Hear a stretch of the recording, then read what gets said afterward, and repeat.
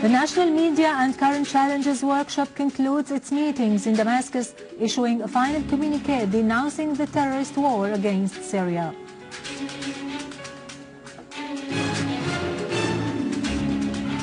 President Putin discusses with his American counterpart in the upcoming meeting on the 7th of October the situation in Syria.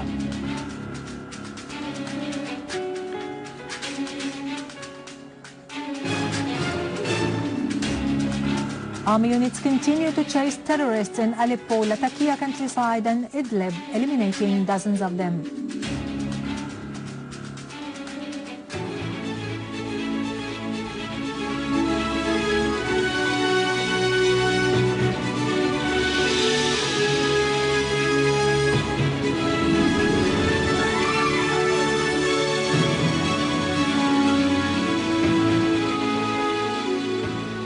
Good afternoon, ladies and gentlemen. I am Yarado Krikorian from the News Center in Damascus. The National Media and Current Challenges Workshop has concluded its meetings, issuing a final communiqué stressing that the war Syria is exposed to reflects an international and regional project targeting the country's national unity and geopolitical position, as well as its role in the Arab-Israeli conflict, particularly its support for the resistance. The communiqué called for developing the media strategy based on the independence of information, the spirit of initiative and keenness to keep up with the scientific and technological development. The statement underlined the need to set up centers specialized in media studies and opinion polls, as well as a center for training and rehabilitating political analysts to enable them to explain events away from the deception and falsifications resorted to by the misleading news media. A special satellite is recommended that will speak for the resistance media and the progressive and pan-Arab parties. The statement also called for working out legislations that take into consideration the special nature of media work. The communiqué urged for diversifying media address and developing the organizational framework of the information sector. For a comprehensive coverage of the workshop, our colleague Sausan Badr has more. For evaluating the performance of the Syrian media during the fierce war on Syria, and with the aim of developing the means of facing all the challenges that hindered that work, the workshop entitled The National Media and the Current Challenges was held for 3 days under the patronage of Prime Minister Wael Halaqi at the Damaros Hotel in Damascus. I think that this workshop is very important because what it aims to achieve is to review the performance of media in Syria, to see where it did achieve great points, where it did fall short of achieving its objective, and then to try and draw a strategy for a better performance for the future. I think it's very important that many Arab thinkers and journalists and non-Arabs also who are active in the regional media are present here, and the motto of this is to be, of this meeting and of these discussions, is to be honest and transparent and to refer to the negative points before referring to the positive. The workshop discussed the role of the media in building the national personality and focused on the performance of media before, during and after the crisis. I think the Syrian media has been taken by surprise from the beginning of the crisis. They weren't ready for such a war coming from inside Syria and from outside of Syria, especially when we can look to the Arab media coming from the Gulf. During many years, all the public opinion in Syria were oriented to those television. Suddenly they have changed their speech and their behavior and attacking Syria from every side. But after some months, I think, with the private sector also, not only the governmental media, they could answer for some mistakes and to clarify the real situation in Syria. And I can confirm that outside of Syria also, people start to look for the Syrian media because they want to have a balance between what the international media are saying and what the Syrian media are saying. Participants pinpointed the features of the national media which stood by Syria during the current crisis in the face of the flow of aggressive media reports and programs which worked on distorting facts and misleading the public opinion. At the beginning of the crisis in 2011, we didn't see a lot of Western media. We saw Russia Today, and we saw Press TV, and we saw Telesur, Venezuelan TV, and that's all very good, but we actually need to see more Western media.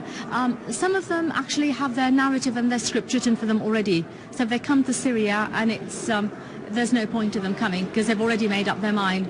But some of them actually do make a difference. Some of them tell the tale. And I can give an example. Robert Fisk, for example, when he went to Malula, he told a very good story. Jeremy Bowen of the BBC, when he went to Malula, he told a very good story. He simply told the truth, and that was a good story.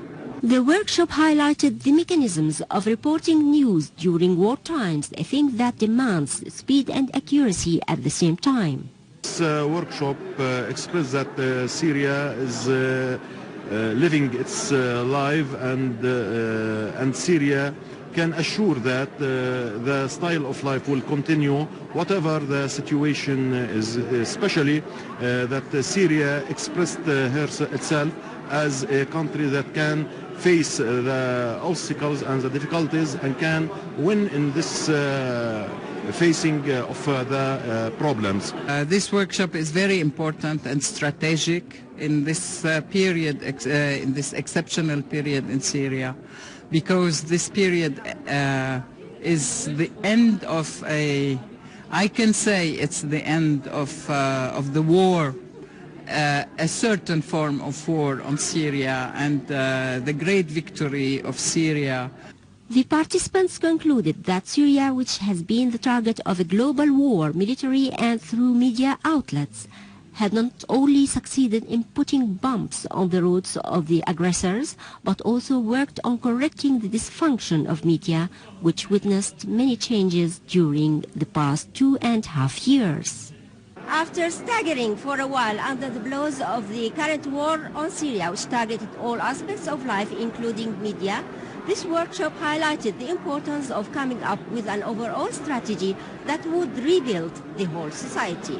Sousan Badr, Syrian Television, News in English. Russian President Assistant Yuri Ushakov stressed that the situation in Syria will be a major topic in the meeting between Presidents Putin and Obama on the 7th of October.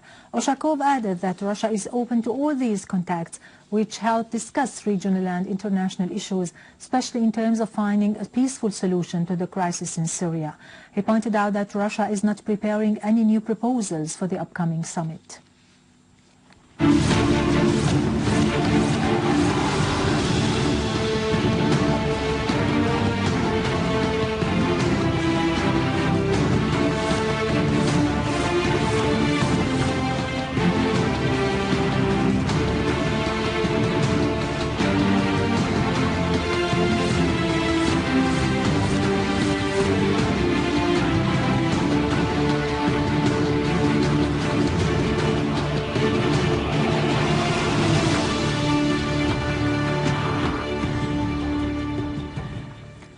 Syrian Arab Army units today clashed with terrorists who had tried to infiltrate into secure areas in Aleppo and its suburbs, killing and injuring a large number of them and destroying their missiles, launchers, bases and mortar guns in the city's northern countryside. Another army unit eliminated a terrorist group who had tried to infiltrate in the direction of Dhahret Abd Rabbo in Aleppo western suburbs. A third army unit destroyed missiles, launchers and mortar guns and killed terrorists in the villages of Queris, Al-Jdeide, Arbid and Rasm al-Aboud. A military source who reported this added that scores of terrorists were killed and their arms-loaded vehicles were destroyed on Al-Bab Aleppo Road and Kafar Hamra. Sounds of successive explosions were heard in the place. In the city of Aleppo, an army unit killed 5 terrorists and wounded others who had tried to infiltrate into Salah ad-Din neighborhood. 3 terrorists were meanwhile killed and others were injured as they were trying to enter the ancient part of the city from Al-Suwaiqa direction. A Syrian Arab Army unit has eliminated an armed terrorist group belonging to the Qaeda-linked so-called Islamic State of Iraq and Levant in Binnish in Idlib suburbs, including the leader of the group, Abd al-Razzaq Jum'a Swasim. In Lattakia mountains, the army eliminated a large number of terrorists, among whom the leader of the so-called Islamic State of Iraq and Levant, Abu Ayman al-Iraqi, was identified. The army also destroyed cars loaded with arms, ammunition and heavy machine guns in the villages of Khan el-Joz and al-Rawda in Lattakia northern suburbs. In Homs's suburbs, the army has thwarted a terrorist attempt to infiltrate from Lebanon into Tel Kalach countryside. 2 terrorist groups had tried to enter through Al-Ghaida site into Syrian territories. The army clashed with them and killed 6 of them. The rest fled into Lebanese territories.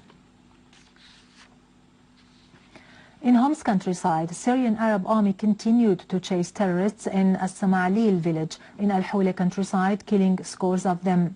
The army responded to calls by local inhabitants to confront invading terrorists who entered the village and committed acts of terror against them.